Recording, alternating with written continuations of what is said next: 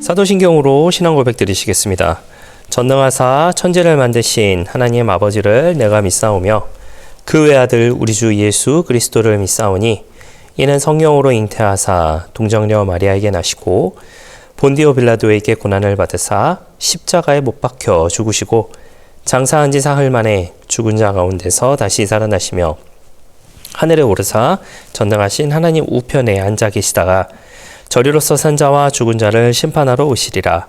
성령을 믿사오며 거룩한 공회와 성도가 서로 교통하는 것과 죄를 사하여 주시는 것과 몸이 다시 사는 것과 영원히 사는 것을 믿사옵나이다.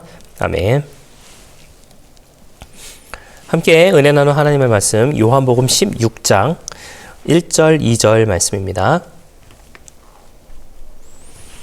요한복음 16장 1절 2절 말씀입니다.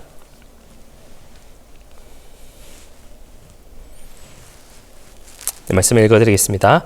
내가 이것을 너희에게 이름은 너희로 실족하지 않게 하려 함이니 사람들이 너희를 출교할 뿐 아니라 때가 이르면 무릇 너희를 죽이는 자가 생각하기를 이것이 하나님을 섬기는 일이라 하리라. 아멘.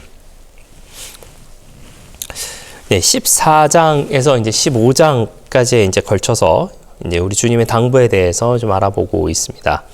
14장은 이제 제자들이 받을 장차의 고난과 그것을 견디기 위한 평안을 얻으라라고 하는 그런 내용이 존재를 하게 되고, 그 평안을 얻을 수 있는 방법 중에 한 가지가 성령의 충만함도 그 안에 있다라고 하는 걸 말씀을 드렸고, 그리고 15장에서 주님께 영광을 돌리기 위해서 주님의 열매를 맺으며 살아가야 한다라고 하는 것으로 이어가고 있습니다. 그리고 오늘은 이제 그 16장을 통하여서 예수님께서 이제 제자들에게 하셨던 그 당부의 말씀을 좀 이제 마무리를 해 보고자 합니다. 오늘 읽으셨던 그 본문이 어떻게 보면은 이 내용의 이제 시작이지요. 그런데 시작인데 그 시작을 이렇게 하고 계십니다. 너희로 실족하지 않게 하려 함이니라고 이렇게 말씀하고 계시는 것은 실족할 수도 있겠지만 실족하지 말라라고 하는 건 그런 이야기죠. 한번 이 부분을 보면서 제가 어느 예시가 가장 맞을까라는 그런 생각도 좀 많이 해봤어요. 그러면서 한번 이런 생각을 해봤습니다. 제가 이제 예방접종이나 주사를 맞으러 갈 때, 사실 이제 주사 맞는 거를 좋아하시는 분들은 안 계시리라 생각합니다만은, 이제 침이나 주사를 맞게 됐을 때, 제가 이제 좀 습관이 있습니다. 그 습관이 뭐냐면, 제가 제 살을 꼬집거나 아니면은 혀를 꽉 깨물고 있는다는 거예요. 근데 생각해 보면은, 특히 이제 주사 같은 경우는 이건 제 상황입니다. 어디까지 이제 제 상황이니까라는 걸 이제 전제로 말씀을 드리는데, 주사를 맞게 됐을 때 제가 여기 살을 이렇게 꼬집고 있는다거나 아니면은 혀를 이렇게 깨물고 있는 게 사실은 주사 맞는 것보다 더 아픕니다. 그 바늘의 따끔보다 이렇게 꼬집는 그 아픔이나 아니면 혀를 깨무는 그 아픔이 사실은 더 아프거든요. 근데 그거를 하고 있어요. 왜 그거를 하고 있냐면 그 따끔의 순간을 제가 제어할 수 없는 상황이라고 생각을 하기 때문에 이렇게 혀를 이렇게 꽉 깨문다거나 아니면 이렇게 꽉 꼬집는다거나 하는 그런 걸 하게 됩니다. 아마 예수님께서 이제 실족하지 않게 하려고라고 하시는 이 말씀은 마치 이제 그런 것 같아요. 내가 미리 알려줄게, 미리 아플 거야라고 하면서 이제 알려주시는 것이 아닌가라는 그런 생각을 하게 되는데, 그 뒤에 아주 무서운 말씀을 하시죠. 너희를 출교할 거야. 그리고 죽이는 자가 생길 거야. 그리고 생각하기를 이거는 하나님을 섬기는 일이야 라고 이렇게 생각할 거다라고 말씀을 하신 거죠. 제자들이 이 상황에서 이 얘기를 들었을 때 아주 충격을 받지 않았을까라는 그런 생각을 하게 됩니다.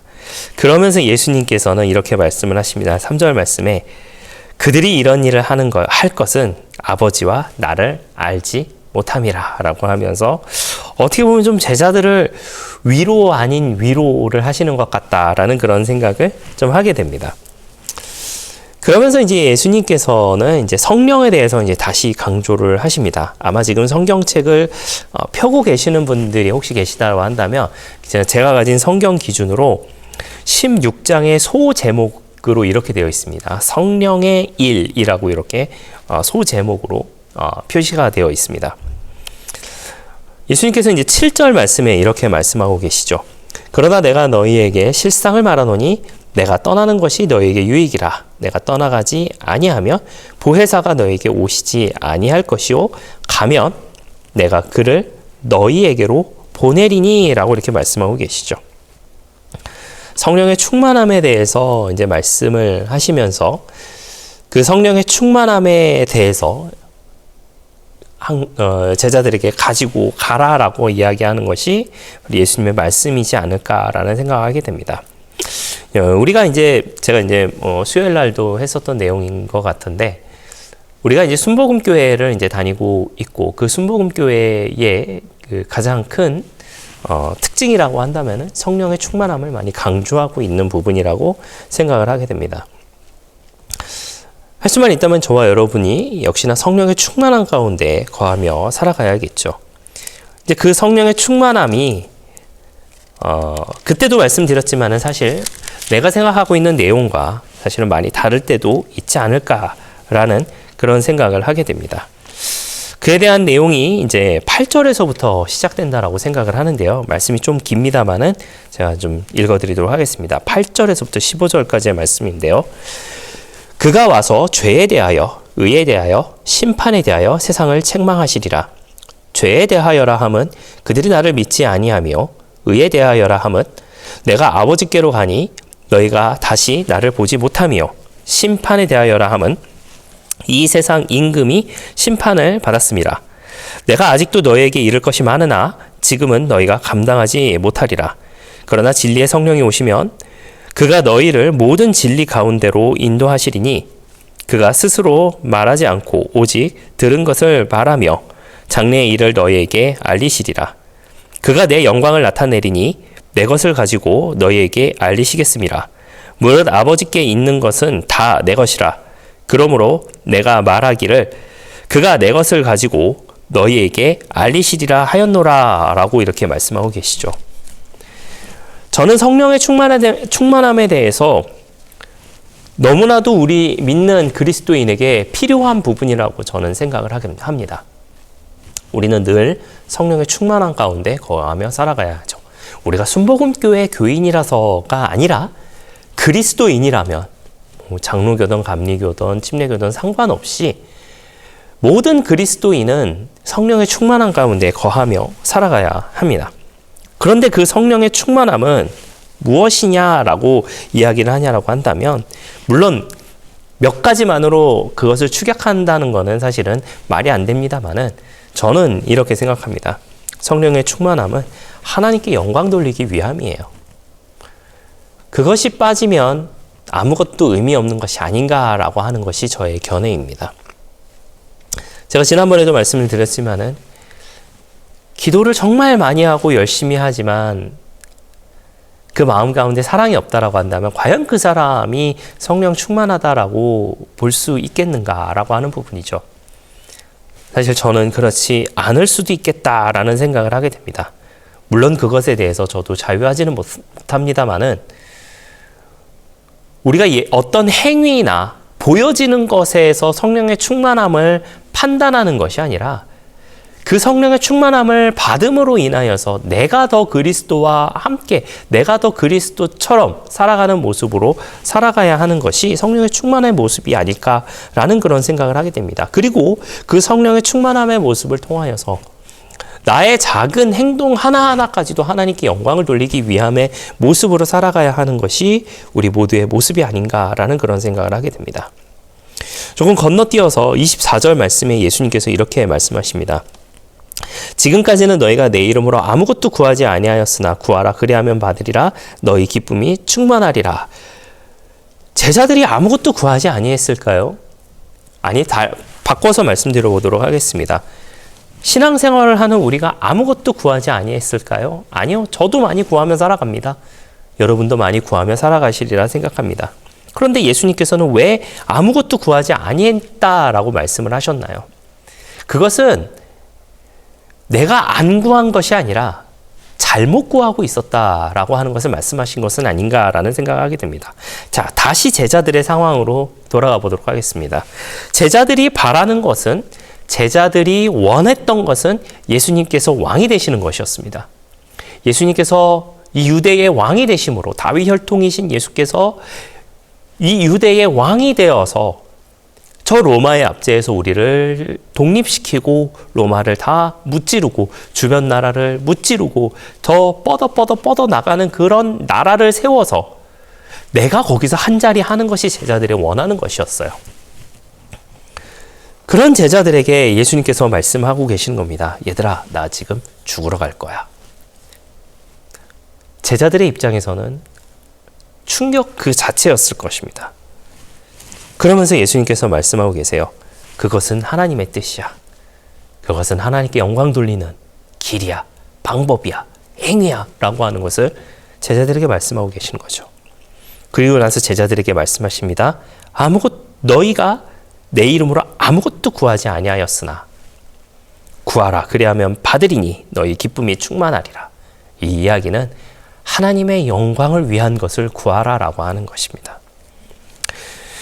신학자인 비슬리 머리는 이 기쁨에 대해서 두 가지로 정의했습니다. 첫 번째는 이해의 기쁨이고 두 번째는 효력 있는 기도의 기쁨이라고 평가했습니다.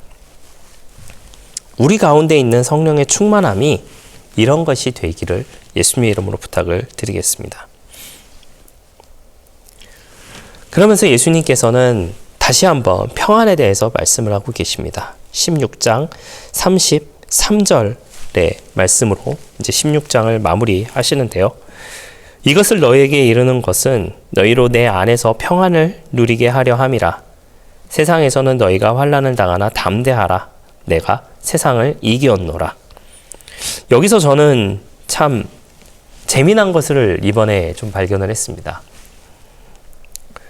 세상에서는 너희가 환난을 당하지 않는다가 아니라 세상에서는 환난을 당한다. 믿는 자가 환난을 당하지 않는다가 아니라 믿었기에 환난을 당한다라고 하는 것이에요. 왜 그렇습니까? 예수님도 환난을 당하셨으니까. 그리고 그것이 하나님의 영광을 위한 것이었으니까. 그럼 우리는 왜 그럴까요? 우리도 하나님의 영광을 위해 살아간다면 환난은 있을 것이고, 그러나 그럼에도 불구하고 담대하라라고 예수님께서 말씀하시는 겁니다. 왜? 지금 그 세상이 나를 이기는 것처럼 보일런지 모르겠지만 결국 예수님께서 세상을 이기셨던 것처럼 나도, 우리도 예수님께서 다시 오시는 그날 왕같은 제사장이 되고, 그리고 주님 보좌에서 함께 기쁨을 누릴 수 있을 것이다 라고 하는 것을 예수님께서는 미리 말씀해 주시는 것이 아닌가라는 생각을 하게 됩니다. 예수님은 세상을 이겼습니다. 어떤 모습으로 이기셨냐면 패배자의 모습으로, 비참한 모습으로 세상을 이기셨습니다. 그러나 그 예수님께서는 지금도 살아계시고 또 반드시 오실 것입니다. 사순절을 살아가고 있는 우리가 그 예수님의 모습을 닮아가시는 저와 여러분 되시기를 부탁을 드리겠고요. 이 사순절의 기간 동안 다시 한번 성령의 충만함이 우리에게 어떻게 다가와야 하는 것인가 라고 하는 것에 대해서 생각해보고, 그리고 우리도 그 주님의 모습을 닮아가는 저와 여러분들의 넉넉한 신앙의 모습 다 되시기를 예수님의 이름으로 부탁을 드리겠습니다. 기도하겠습니다. 좋으신 아버지 하나님 감사합니다. 저희를 주님의 자녀 삼아주시고 또 함께 예배드리게 하시니 감사를 드립니다. 우리가 성령의 충만함 가운데 거하며 살아가게 하여 주시옵소서. 그 성령의 충만함은 하나님께 영광 돌리기 위한 성령의 충만함인 것을 기억하는 우리가 되게 하여 주시고, 우리도 주님의 모습을 닮아 살아가는 우리 모두의 신앙의 모습 다 되게 하여 주시옵소서. 감사를 드리며 예수님의 이름으로 기도했습니다. 아멘. 주기도문으로 마치겠습니다. 하늘에 계신 우리 아버지여, 이름이 거룩히 여김을 받으시오며 나라가 임하시오며 뜻이 하늘에서 이루어진 것 같이 땅에서도 이루어지이다. 오늘 우리에게 일용할 양식을 주시옵고 우리가 우리에게 죄지은 자를 사하여 준 것 같이 우리 죄를 사하여 주시옵고 우리를 시험에 들게 하지 마시옵고 다만 악에서 구하시옵소서. 나라와 권세와 영광이 아버지께 영원히 있사옵나이다. 아멘.